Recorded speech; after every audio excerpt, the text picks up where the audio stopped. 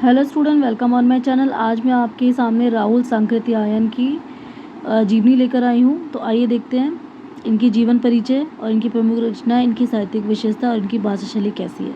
तो सबसे पहले इनका जीवन परिचय यानी कि इनकी ज़िंदगी में जन्म से लेकर मृत्यु तक क्या क्या हुआ उसके बारे में जानते हैं। तो जीवन परिचय में सबसे पहले कि हिंदी साहित्यकार राहुल सांकृत्यायन का जन्म उत्तर प्रदेश के आजमगढ़ जिले के पंदहा नामक गांव में हुआ था और उन्होंने काशी, आगरा और लाहौर से अपनी शिक्षा पूरी की थी। सन 1930 में उन्होंने श्रीलंका की यात्रा की और वहां उन्होंने बौद्ध धर्म को अपना लिया था।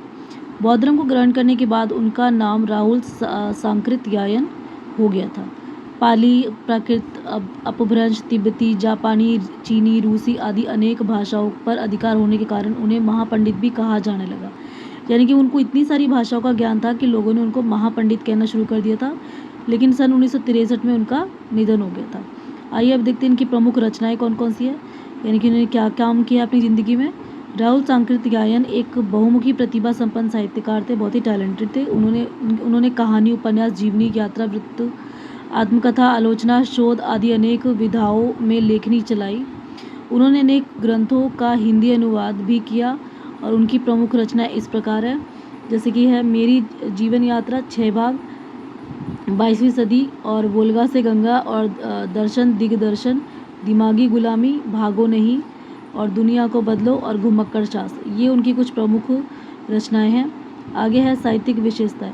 राहुल सांकृत्यायन का यात्रा वृत्त लेखन में अन्यतम स्थान है। अपने घुमक्कड़ शास्त्र के माध्यम से उन्होंने मंजिल की अपेक्षा यात्रा को ही घुमक्कड़ का उद्देश्य बनाया।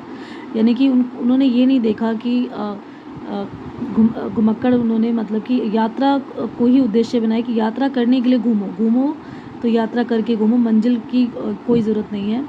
इससे होने वाले लाभों का भी उन्होंने बड़ा विस्तार से वर्णन किया है। उन्होंने विभिन्न स्थानों के भौगोलिक वर्णन के साथ साथ वहाँ के जनजीवन का भी आकर्षक चित्रण किया है। अब आते हैं इनकी भाषा शैली पे। तो इन्होंने अपनी जो रचनाएं लिखी उनकी भाषा शैली कैसी थी। राहुल सांकृत्यायन की भाषा बहुत ही सरल, सहज और प्रभावात्मक शब्दों से परिपूर्ण है। उनकी रचनाओं में आंचलिक शब्दों की बहुलता के कारण भाषा में एक विशेष प्रभाव आ जाता है। उन्होंने हिंदी के अतिरिक्त उर्दू और अंग्रेजी के शब्दों का भी प्रयोग किया। तो इस प्रकार से राहुल सांकृत्यायन की जीवनी यहीं पे ख़त्म होती है। मिलते हैं नेक्स्ट वीडियो में नए लेखक की जीवनी के साथ। तब तक के लिए मेरे चैनल को सब्सक्राइब कर लीजिए और मेरे वीडियो को लाइक, शेयर, कमेंट कर दीजिए। Thank you.